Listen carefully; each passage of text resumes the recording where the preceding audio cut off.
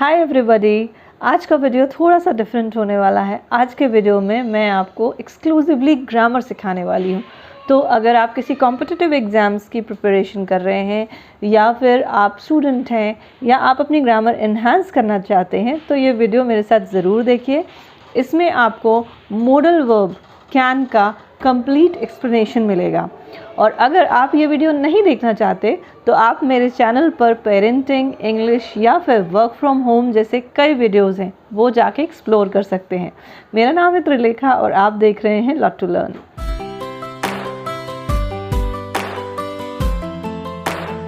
I have tried to give complete explanation of can in this video.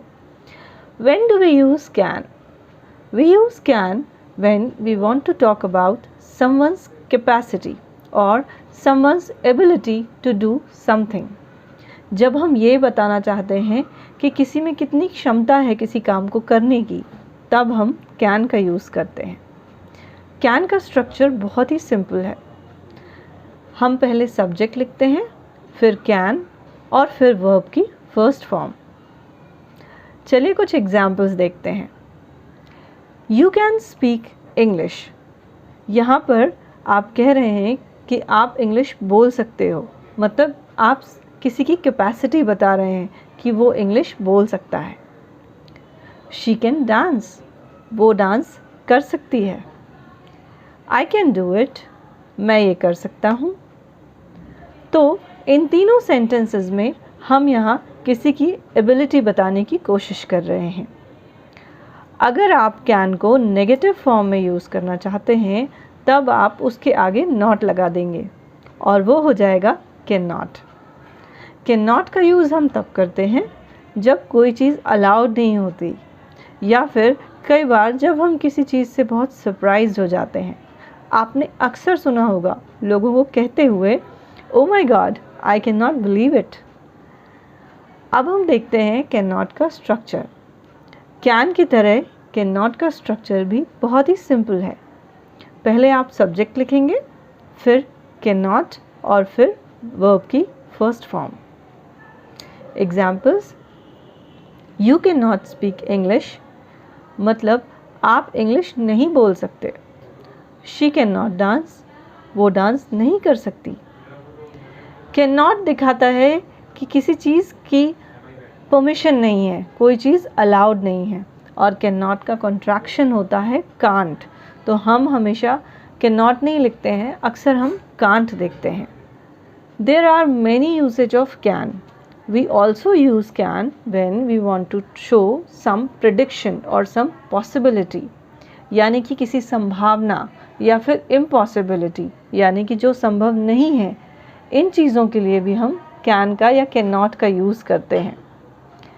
Can का use हम तब भी करते हैं जब हम परमिशन देना चाहते हैं या परमिशन लेना चाहते हैं। फॉर एग्ज़ाम्पल, अगर हम कहें इट कैन रेन टुडे, इसका मतलब है आज बारिश हो सकती है। मतलब हम श्योर नहीं हैं, बारिश हो भी सकती है, नहीं भी हो सकती है। India can win the match today, India match जीत सकता है। अगेन, यहाँ श्योरिटी नहीं है, ऐसा हो भी सकता है, नहीं भी हो सकता है। परमिशन लेते वक्त हम अक्सर पूछते हैं, can I call you, can I sit there, can I sit here, क्या मैं यहाँ बैठ सकती हूँ, क्या मैं आपको कॉल कर सकती हूँ। अगर आप किसी को रिक्वेस्ट करना चाहते हैं या कोई चीज़ ऑफ़र करना चाहते हैं तब भी आप कैन का यूज़ कर सकते हैं और आप कह सकते हैं, can you please tell me which way to go, क्या आप बता सकते हैं कि मुझे किस रास्ते जाना है। Can you please do this for me, क्या आप मेरे लिए ये कर सकते हैं। कैन आई हेल्प यू, क्या मैं आपकी मदद कर सकता हूँ। कैन का पास्ट टेंस कुड होता है और कुड हम कैन की तरह ही यूज़ करते हैं, स्ट्रक्चर सिमिलर होता है। You could swim, you could swim, इसका मतलब होता है आप स्विम कर सकते थे। शी कुड डांस, वो डांस कर सकती थी। नेगेटिव सेंटेंसेस के लिए हम कैन की तरह कुड में भी नॉट लगा देते हैं और हम कहते हैं, she could not dance, You could not swim. अब जो आप पढ़ने वाले हैं ये सबसे ज़्यादा इम्पॉर्टेंट होता है सेंटेंस बनाने में। कैन हैव के साथ पास्ट पार्टिसिपल का यूज़ हम किस तरह करते हैं। कैन हैव का यूज़ हम करते हैं पॉसिबिलिटी या इम्पॉसिबिलिटी बताने के लिए किसी भी पास्ट के इवेंट की। यानी कि अगर कोई काम पास्ट में हुआ है तो हम उससे जुड़ी संभावना या फिर असंभावना बताने के लिए कैन हैव के साथ वर्ब की थर्ड फॉर्म लगाते हैं। एग्जाम्पल से समझते हैं। He can have slept by now. वो अब तक सो चुका होगा।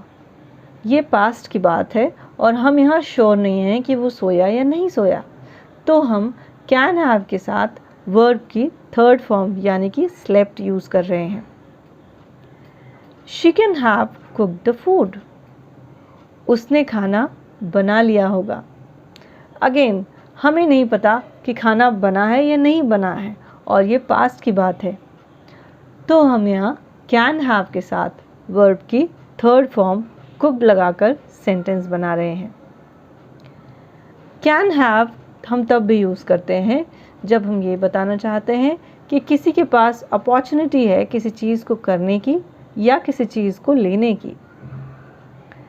For example, you can have this sandwich, यानी कि इसका word to word meaning translate नहीं होता है, पर इसका मतलब ये होता है कि आप ये सैंडविच खा सकते हो।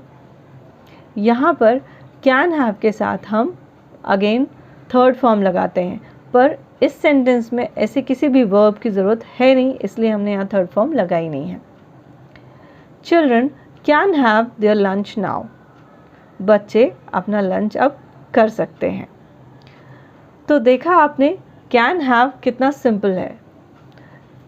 कैन हैव की तरह हम कुड हैव को भी पास्ट पार्टिसिपल यानी कि वर्ब की थर्ड फॉर्म की तरह यूज़ कर सकते हैं। For example, you could have informed मी। इसका मतलब क्या होगा? ये सेंटेंसेस दिखाते हैं कि कोई व्यक्ति कुछ काम करने में केपेबल था, पर किसी रीज़न से वह काम नहीं हो पाया या वो वह काम नहीं कर पाया। You could have inform me का मतलब होता है आप मुझे इन्फॉर्म कर सकते थे पर आपने किया नहीं। सिमिलरली अगर आप कहेंगे she could have purchased extra pencils, तो इसका मतलब होता है वह एक्स्ट्रा पेंसिल्स ले सकती थी पर उसने पेंसिल्स ली नहीं। I could have called him, मैं उसे कॉल कर सकता था पर मैंने उसे कॉल नहीं किया। तो देखा आपने कितना सिंपल है कैन का यूज़। आई होप ये वीडियो आपको पसंद आया। अगर आप ऐसे ही और वीडियोस देखना चाहते हैं कॉम्पिटिटिव एग्ज़ाम्स के लिए, ग्रामर के लिए, तो मुझे कमेंट करके बताइएगा। हो सकता है मैं इसके लिए एक अलग से चैनल बना लूँ, पर वो सब डिपेंड करता है आपके कमेंट और आपको ये वीडियो पसंद आया या नहीं इस बात पर।